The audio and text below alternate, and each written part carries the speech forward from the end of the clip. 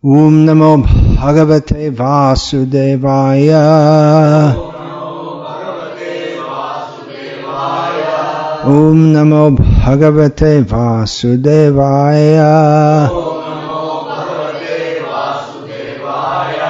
Om Namo Bhagavate Vasudevaya.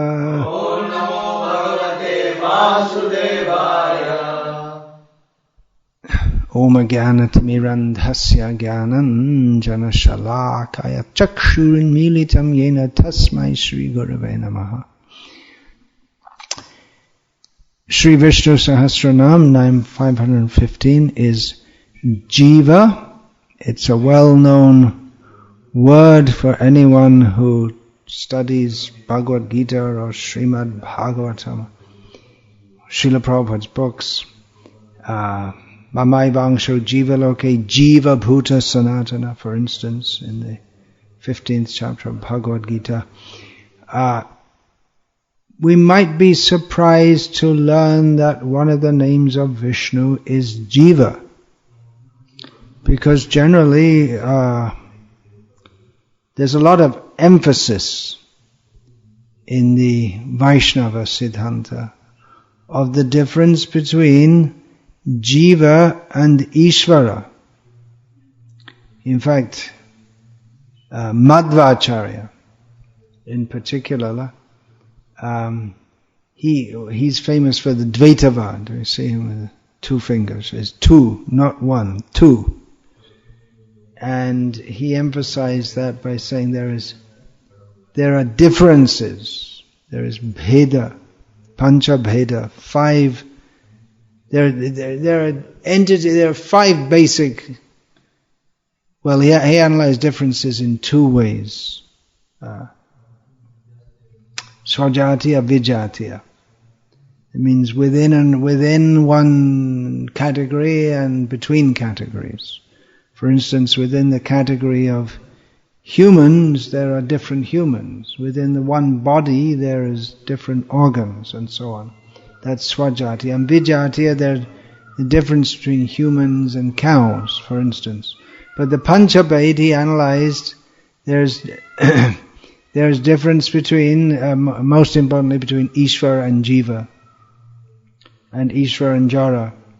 Jiva and Jiva. And Jiva and Jara. So the difference between Ishvara, the Supreme, and Jiva, the living being, between different Jivas, between different manifestations of Jara, that which is mundane, material, and difference between the Jiva and that which is material. So this is a very important point, especially in regards to the widespread misconception marketed by Sri Shankaracharya that the Jiva and Ishvara are the same. Jiva and Shiva. The idea that Jiva becomes Shiva. Soham. I am he. So this idea, Srila Prabhupada says, is caused havoc in the spiritual life of India. Chaitanya Mahaprabhu, in discussing with the Mayavadis of Varanasi, he said that to try to equate Jiva with Ishvara is the greatest offense. But here we see that Jiva is a name of Ishvara. So maybe it's true after all. Well, in one sense it is. Chaitanya Mahaprabhu didn't deny that. He didn't totally deny that Jiva is the same as Ishvara. But to say that he's wholly non-different from him, well, at the very beginning of Chaitanya Charitamrita, analyzing the verse, this beginning of Srimad Bhagavatam, this Dharma Projita Kaitava Atra, the solemn purpose of Srimad Bhagavatam is from the very beginning stated to be to reject all kinds of, fully reject, not just reject, but fully reject, all kinds of cheating in the name of dharma, And in analyzing that, Krishnadas Kaviraj Goswami states that Taramadhe Mokhavancha Kaitav Pradhan, among all kinds of cheating in the name of religion, the worst is the desire for liberation. Well, I'll discuss this more as we get onto the name Mukunda, which is just coming up in this same verse of Vishnu Sahasranama. So, moksha. So, what is cheating religion? Dharma, artha, kama, moksha. The whole subject of the Vedas. So, moksha, the highest among the chari purushartha, the four aims of human life. Krishnadas Kaviraj Goswami says that dharma, among all the different kinds of cheating that this refers to, the chief one is the desire for liberation, because jaha hoite Krishna bhakti hoi antardhan. Because due to that desire, then Krishna bhakti becomes vanished. It can't take place. So this name, Jivah, Chaitanya Mahaprabhu accepts that the Jivah is in quality one with the Supreme Lord. He is Satchitananda, the Jiva is Satchitananda, Ishvara is also Satchitananda. But there is quantity, there is difference. He is Vibhu, he is very great, and we are Anu, we are very small. So this is a name of great import. Jiva, I didn't even discuss what's the meaning of the name. It'll be quite clear to people who are familiar with Indian languages. It means living. Jivan means life. Jivi means living being. Or Jiva means living being. So Jiva means a living being. So it's a name of great import. For those, well, first of all, it's a name of great import because we should understand that he's a Jiva, but he's not the same as all the other Jivas. We're discussing Vishnu Sahasranama. We're not discussing the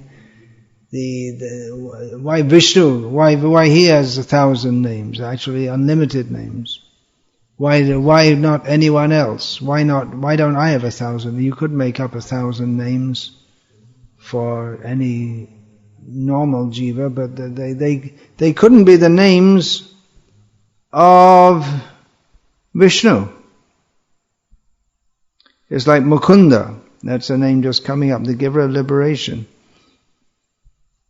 which is one of the meanings of the name Mukunda. Well, that's true of Vishnu. It's not true of everyone. It's only of Vishnu. The next name is coming up in this verse. After Jiva comes Vinayata, which means the Savior. Well, someone could be called the Savior.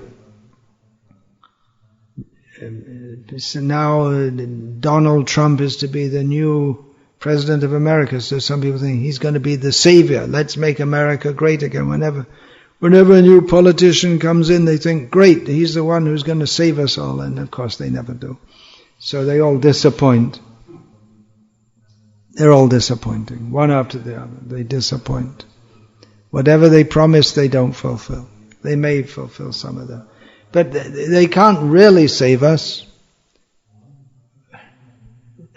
They can't save us. No politician can save us from birth and death. So Vishnu can do that. So someone may save us. They might be drowning in a river. Someone jumps in and saves us. Or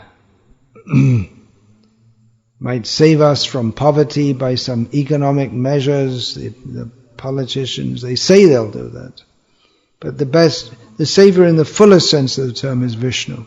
So all these names are particularly relevant to him. Jiva, the name, means the living one. We're living because he's living.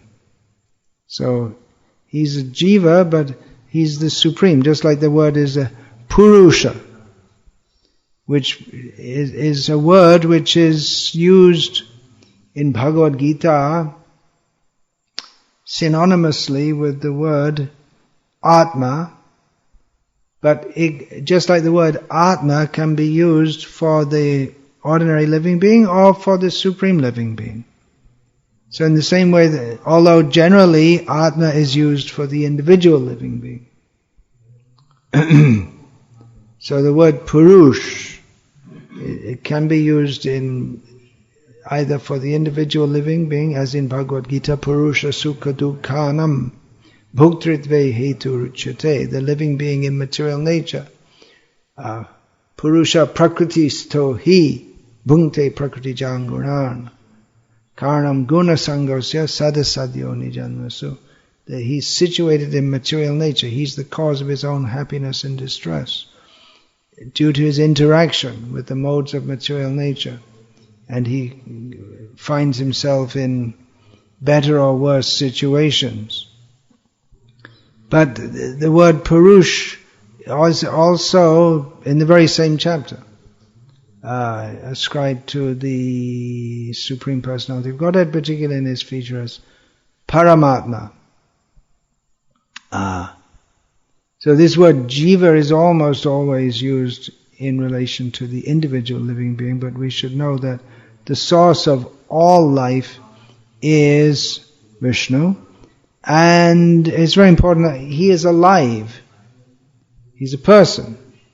There's an idea that the Supreme Absolute is impersonal, and it's almost like saying it's not alive. That is no, just consciousness, that's all, but nothing to see, do, taste, touch, smell, feel, nowhere to go, nothing to it, just consciousness with nothing to be conscious of in particular. So it's almost stripped of all the lakshanams, all the characteristics of personality. So he's a living being, so he's real person, not just some idea he is inherently a living person. There's another idea that Krishna is a manifestation of the impersonal. That the person comes from the impersonal. In other words, the person's not very important, but no. His personality is what's important. He appears in various avatars, various living forms to execute pastimes. He's not some fantasy figure. He's real. The Supreme is not merely some force. He is the forceful. There is Shakti and Shaktiman. He is the Shaktiman. He is the source or of all energy. So he's a living person, which means that just like we are jivas, we have desires, aspirations, likes and dislikes, friends. We may have enemies. He doesn't have enemies, but there are some who cast himself as his enemies. What's the most important thing for the jiva? For everyone? Well, that's a question that philosophers may ask. What's the most important thing? The most important thing is to love. So he's a living being, means he loves, he wants love, just like we want love. We talk about bhakti and prem, but if Krishna is just an idea, then there's no bhakti and there's no prem. It's this again, the Mayavadi idea. You do bhakti and then when you become advanced, then you kick it off. You don't need it anymore. But that's not love. That I loving someone for a purpose. You might marry someone who's rich. You have a purpose. It's of course in civilized society, marriage is not just for this what is this word? This nebulous idea of love, that it brings its duty, responsibility is there. But someone may marry for the sake of getting something. I'll marry someone rich, then I will be benefited. But there's no love in that. That's the special feature of the residents of Vrindavan. They are attracted to Krishna not because he is supremely powerful. We can give them everything. They don't want anything but him. There's no question of any personal desire in their relationship with him, because they don't see him as someone who can materially benefit us. They think we are to benefit him. We are to feed him, clothe him. So it's completely selfless love. So that's the highest love, where the devotee just wants to please Krishna. There's no personal calculation in there.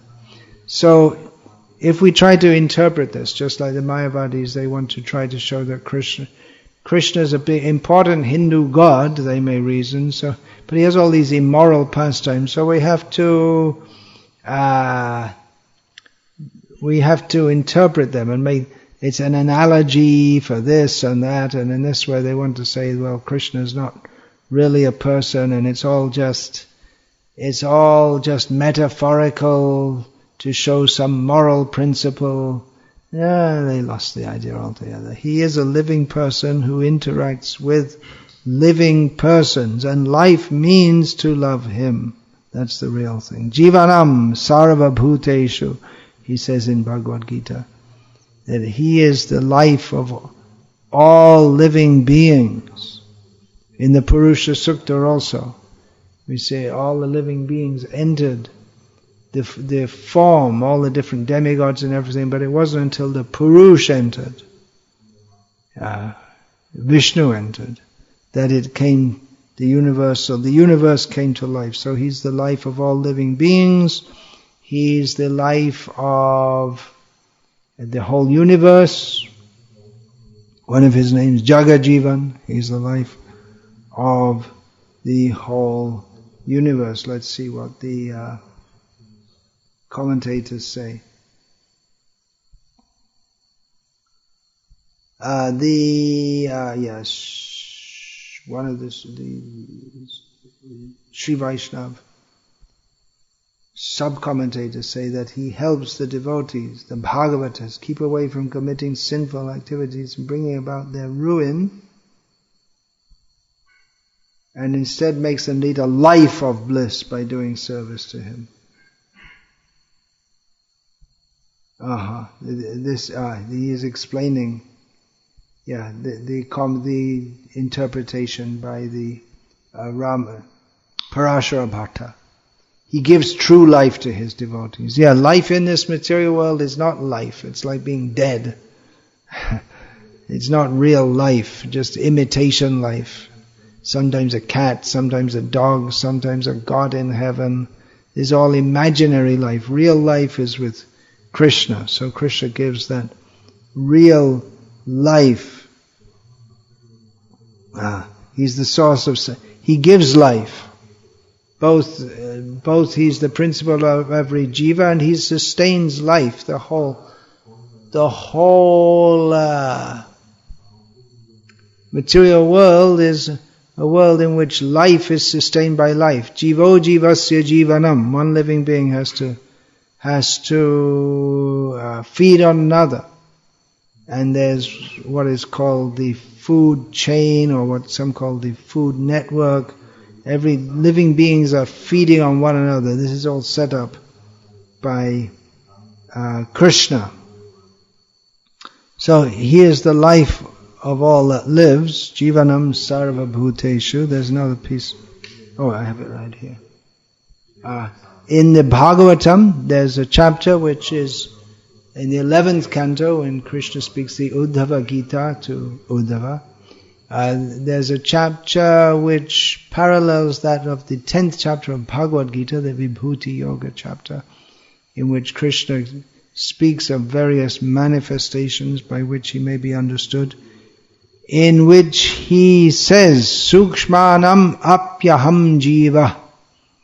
Among all that which is subtle, he is the Jiva. It means the smallest of the small. You can go on looking in your atom and then subatomic particles and waves and this and that, but you won't find the Jiva. The scientists may say, well, we don't believe in any soul because we didn't see it in our microscope. Okay, go to the back of the class. The first thing to understand in spiritual understanding, Nayam Atma Pravachanena Labhyo, this Jiva cannot be understood by any material means. So you won't, we can tell you can get the best microscope and you'll never find it, the Jiva. Because even is described, Keshav, what is that? Keshagra Shatabhagasya Kalpitasya Shatasya. If you divide the tip of a hair into 10,000 parts, even you can measure that in how many angstroms that is, but you won't find. The idea is that he's too small for you to see. For anyone, he's not subject to material vision. That's especially true of Bhagavan, what to speak of the ordinary Jiva. He is adhokshaja, not subject to be seen by material senses. And what to speak of him, even the devotees can be called adhokshaja. Nanda Maharaj addressed Garga Rishi, who came to his adhokshaja. You move about in the world, but you can't be understood by ordinary senses. So that's Jiva. He's living the most subtle and therefore the most difficult to. What's the most difficult thing to understand in this world is the Jiva. And well, we are all Jivas, but we don't understand that we are Jivas. We think that we're the body. So we don't understand our very self. All big universities studying all this and that, so many things. They don't even understand themselves. So what kind of university is that?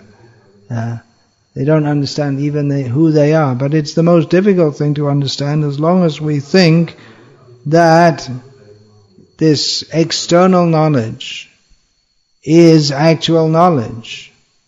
As Bhaktivinoda Thakur sings, Jaro Vidya jato mayar bhaibhav tomara bhajane badha anitya samsare moha janamaya jeev ke kare gadha. That this mundane knowledge is simply a display of the illusory energy. And it's a great obstacle in worshipping Krishna. In this world where everything is temporary, it increases the illusion.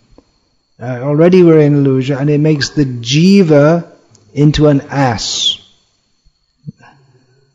So to understand even the ordinary Jiva is very difficult. What to speak of the Supreme Jiva, who is Bhagavan. Baladev Vidyabhushan gives the commentary that he gives life to the devotees who are distressed by his absence by giving them his nectarian spiritual association.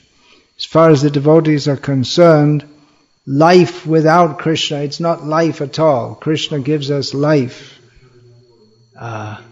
We can just imagine having taken, well, we don't want to imagine, but I can think of myself that my life, in this life, we've had so many lifetimes, this life before I came to Krishna consciousness, before I had the opportunity to associate with devotees, it doesn't seem like life, it seems like some kind of dream in the past. It's not real. It's not life, and we can't think of going back to that. It's like walking. How can you go back to some? There's no question. This real life is with Krishna. Everything else is just like what is it? It's like being a character in some old movie that someone threw in the trash can long ago. The film. It has no meaning or no value. No one's who's interested. There's nothing of any value there.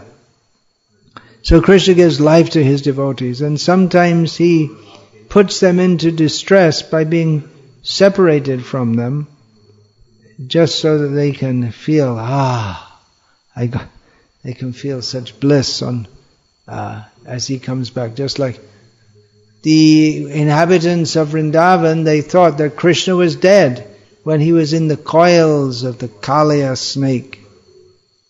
And then they thought, they were just going to die on the spot.